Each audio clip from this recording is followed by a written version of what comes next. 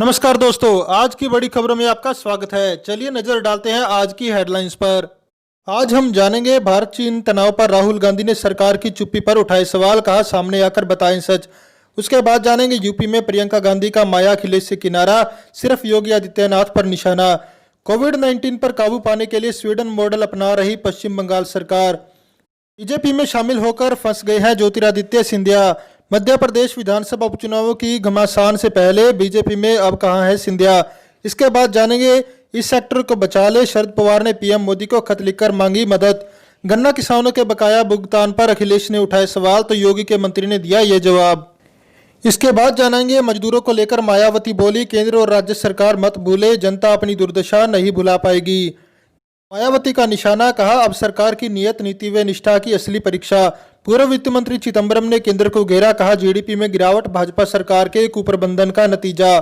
Mall में दुकानें खोलने को सरकार ने दिए संकेत, स्वास्थ्य मंत्रालय के दिशा निर्देशों पर निर्णय संभव। बिहार सरकार का फैसला, कोरोना काल में हड़ताल पर गए शिक्षकों पर दर्ज केस वापस होंगे। खबरें विस्तार से शुरू करने से पहले दोस्तों, अगर आपको लगता है मोदी सरकार कोरोना को रोकने के लिए पूरी तरह से फेल हुई है, तो इस वीडियो को लाइक करके अपना समर्थन दर्ज करें। भारत चीन तनाव, राहुल गांधी ने सरकार की चुप्पी पर उठाए सवाल, कहा सामने आकर बताए सच। दोस्तों, कांग्रेस के पूर्व अध्यक्ष राहुल गांधी ने चीन के साथ सीमा पर मौजूदा हालात को लेकर मोदी सरकार पर हमला बोला है। कांग्रेस नेता ने कहा कि प्रधानमंत्री की चुप्पी से अटकलों को बल मिल रहा है और ऐसे में सरकार को सही स्थिति के बारे में देश को बताना चाहिए। उन्होंने ट्वीट किया, चीन के साथ सीमा पर हालात को लेकर सरकार की चुप्पी से संकट में समय बड़े पैमाने पर अटकलों एवं अनिश्चितता को बल मिल रहा है।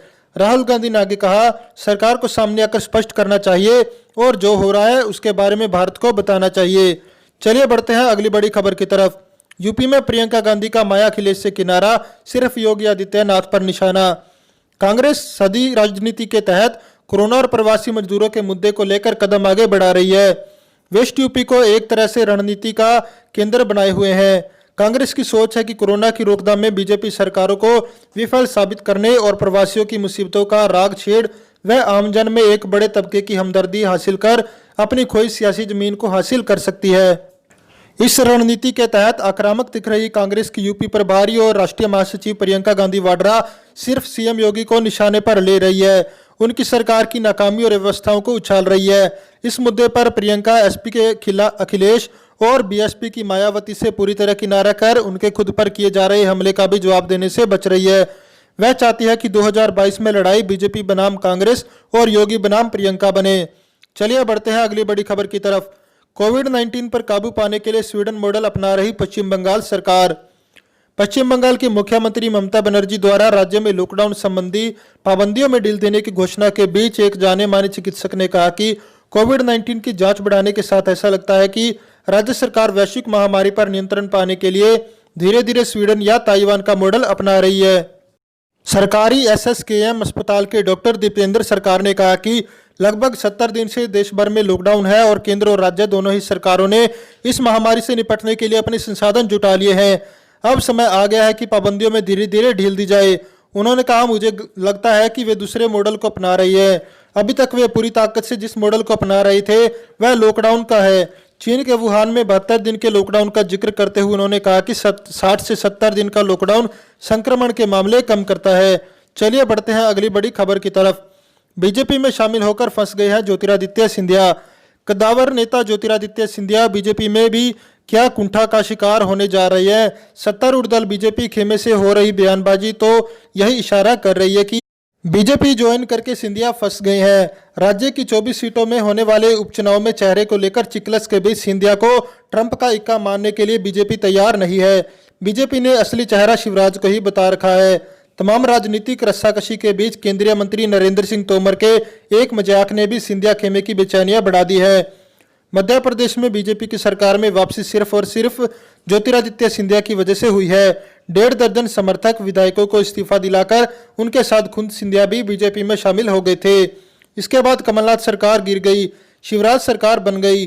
शिवराज सरकार को बने 2 महीनों का वक्त हो गया है। सिंधिया और उनके समर्थकों को पूरी तरह से ठोर नहीं मिल पा रही। दोस्तों, वीडियो में आगे जाने से पहले आपसे छोटी सी रिक्वेस्ट है, आप इस वीडियो को लाइक कर दे, शेयर कर दे, क्योंकि आपका लाइक शेयर करना हमारी मेहनत का फल होता है। तो आइए बिना देर किए चलते हैं आज की अगली बड़ी खबर पर। मध्य प्रदेश विधानसभा उपचुनावों की घमासान से पहले बीजेपी में अब कहां है सिंधिया। मध्य प्रदेश के ग्वालियर में इन दिनों बीजेपी नेता ज्योतिरादित्य सिंधिया को लेकर लगाए गए उस पोस्टर के काफी चर्चे हैं, जिसमें पूछा जा रहा है कि कहां गायब है सिंधिया। लापता सिंधिया के ये पोस्टर बेशक सियासत का हिस्सा है, लेकिन सवाल जायज भी है कि वाकई बीजेपी में अब कहां है सिंधिया और एमपी की 24 सीटों के उपचुनाव हो जाने के बाद कहां होंगे। 24 में से ग्वालियर चंबल की 16 सीटें जिताने की नैतिक जिम्मेदारी सिंधिया के कंधों पर है, जिसमें से 14 सीटें तो सीधे तौर पर सिंधिया समर्थक पूर्व विधायकों से जुड़ी हैं। बाकी मध्य, मालवा, बुंदेलखंड की 5 सीटें अलग। चुनाव के पहले चुनौती ये है कि इनमें से कितने पूर्व विधायकों को सिंधिया मंत्री पद की शपथ दिलवा पाते हैं, फिर उन्हें चुनाव मैदान तक पहुंचाने की चुनौती अलग है। उम्मीदवार बनाए गए तो इनमें से 80% को जिताना भी है। सिंधिया के लिए बड़ा इम्तिहान बीजेपी के साथ जनता को यह बताना भी है कि वो शिवराज के मुकाबले के जन नेता है। भीड़ उनके चेहरे पर भी जुटती है। क्या सिंधिया के ये इम्तिहान चुनाव के बाद भी खत्म हो पाएंगे? अगली बड़ी खबर, इस सेक्टर को बचा ले, शरद पवार ने पीएम मोदी को खत लिखकर मांगी मदद। कोरोना वायरस महामारी के कारण महाराष्ट्र का रियल एस्टेट सेक्टर पूरी तरह से बंद है। ऐसे में नेशनलिस्ट कांग्रेस पार्टी के प्रमुख शरद पवार ने प्रधानमंत्री नरेंद्र मोदी को पत्र लिखकर चिंता व्यक्त करते हुए रियल एस्टेट सेक्टर की बिगड़ी स्थिति सुधारने के लिए मदद मांगी है। एनसीपी अध्यक्ष शरद पवार ने कोरोना संकट के बीच महाराष्ट्र के रियल एस्टेट सेक्टर की बदहाली की स्थिति से पीएम मोदी को अवगत कराया। पवार ने खत में लिखा है, मजदूरों की कमी, बिक्री और काम पर रोक होने के कारण रियल एस्टेट सेक्टर को बीते 3 महीनों से भारी नुकसान हो रहा है। चलिए बढ़ते हैं अगली बड़ी खबर की तरफ। गन्ना किसानों के बकाया भुगतान पर अखिलेश ने उठाए सवाल तो योगी के मंत्री ने दिया ये जवाब। उत्तर प्रदेश में आम लोग एक तरफ लॉकडाउन से जूझते हुए रोजमर्रा की जरूरतों को पूरा करने के लिए जूझते हुए कोरोना संक्रमण से बचने का हर यत्न कर रहा है, वहीं सियासी दलों के बीच आरोप प्रत्यारोप के दौर जारी है। पूर्व मुख्यमंत्री और समाजवादी पार्टी के राष्ट्रीय अध्यक्ष अखिलेश यादव ने ट्वीट कर गन्ना किसानों की समस्या उठाई है। उन्होंने आरोप लगाया कि किसानों को गन्ना भुगतान नहीं मिल रहा और चीनी मिलें अब हफ्ते भर से गन्ना कटाई का दबाव डाल रही है। अखिलेश के इस ट्वीट पर योगी सरकार में गन्ना मंत्री सुरेश राणा ने जवाब ट्वीट किया है। उन्होंने कहा कि योगी सरकार ने 38 महीने में गन्ना किसानों को अब तक 98,382 करोड़ का भुगतान किया है। उनका दावा है कि यह पूर्व की सरकार के 5 साल के कार्यकाल से भी ज्यादा है। चलिए जानते हैं अगली बड़ी खबर को। केंद्र और राज्य सरकार मत भूले, जनता अपनी दुर्दशा नहीं भुला पाएगी। लॉकडाउन के समय में बसपा सुप्रीमो मायावती ने ट्वीट करते हुए केंद्र और राज्य सरकारों को जमकर खरी खोटी सुनाई। मायावती ने लगातार 3 ट्वीट करते हुए लिखा कि देश में पिछले 66 दिन से लॉकडाउन के कारण घर पैदल लौट रहे मजदूरों की दुर्दशा हो रही है। हर प्रकार की उपेक्षा और तिरस्कार से पीड़ित जैसे तैसे घर लौटने वाले लाखों प्रवासी श्रमिकों के लिए अंततः माननीय कोर्ट को कहना पड़ा कि रेल बस से उन्हें फ्री घर भेजने की पूरी जिम्मेदारी सरकार की है। बीएसपी की इस मांग की सरकार अनदेखी करती रही है। रोजी मुहैया कराना राज्य सरकार की पहली जिम्मेदारी। मायावती ने दूसरा ट्वीट करके कहा कि खासकर यूपी व बिहार में घर वापसी कर रहे इन बेसहारा लाखों प्रवासी श्रमिकों की रोजी रोटी की मूलभूत समस्या का समाधान करना केंद्र व राज्य सरकारों का अब पहला कर्तव्य बनता है। इन्हें इनके घर के आसपास स्थायी रोजगार उपलब्ध कराना ही सरकार की नियत, नीति व निष्ठा की असली परीक्षा है। चलिए बढ़ते हैं अगली बड़ी खबर की तरफ। मायावती का निशाना, कहा अब सरकार की नियत, नीति व निष्ठा की असली परीक्षा। बहुजन समाजवादी पार्टी की अध्यक्ष मायावती ने शुक्रवार को फिर से केंद्र और यूपी सरकार को निशाने पर लिया। मायावती ने कहा कि इन बेसहारा लाखों प्रवासी श्रमिकों की रोजी रोटी की मूलभूत समस्या का समाधान करना केंद्र व राज्य सरकारों का अब पहला कर्तव्य बनता है। इन्हें इनके घर के आसपास स्थायी रोजगार उपलब्ध कराना ही सरकार की नियत, नीति व निष्ठा की असली परीक्षा है। मायावती ने ट्वीट किया कि देश में पिछले 66 दिन से लॉकडाउन के कारण हर प्रकार की उपेक्षा, तिरस्कार से पीड़ित जैसे तैसे घर लौटने वाले लाखों प्रवासी श्रमिकों के लिए अंततः माननीय कोर्ट को कहना पड़ा कि रेल बस से उन्हें फ्री घर भेजने की पूरी जिम्मेदारी सरकार की है। बीएसपी की इस मांग को सरकार अनदेखी करती रही है। दोस्तों चलिए बढ़ते हैं अगली बड़ी खबर की तरफ। पूर्व वित्त मंत्री चिदंबरम ने केंद्र को घेरा, कहा जीडीपी में गिरावट भाजपा सरकार के कुप्रबंधन का नतीजा। कांग्रेस के वरिष्ठ नेता पी चिदंबरम ने देश के सकल घरेलू उत्पाद की वृद्धि दर में कमी को लेकर शुक्रवार को केंद्र सरकार पर निशाना साधा और दावा किया कि यह गिरावट भाजपा सरकार के आर्थिक प्रबंधन की कहानी बयान कर रही है। पूर्व वित्त मंत्री ने ट्वीट किया, हमारा आकलन था कि पिछले वित्त वर्ष की चौथी तिमाही में जीडीपी 4% के नीचे रहेगी। यह और भी खराब स्थिति में रही और 3.1% पर लुढ़क गई। उन्होंने कहा, याद रखिए यह स्थिति लॉकडाउन के पहले की है। चौथी तिमाही के 91 दिनों में सिर्फ 7 दिन ही लॉकडाउन में पड़े हैं। यह भाजपा सरकार के आर्थिक प्रबंधन की कहानी बयान कर रही है। चलिए बढ़ते हैं अगली बड़ी खबर की तरफ। मॉल में दुकानें खोलने के सरकार ने दिए संकेत, स्वास्थ्य मंत्रालय के दिशा निर्देशों पर निर्णय संभव। वाणिज्य एवं उद्योग मंत्रालय ने शुक्रवार को कहा कि स्वास्थ्य मंत्रालय के दिशा निर्देश पर गौर करने के बाद मॉल में दुकानें खोले जाने के बारे में निर्णय जल्द लिया जाएगा।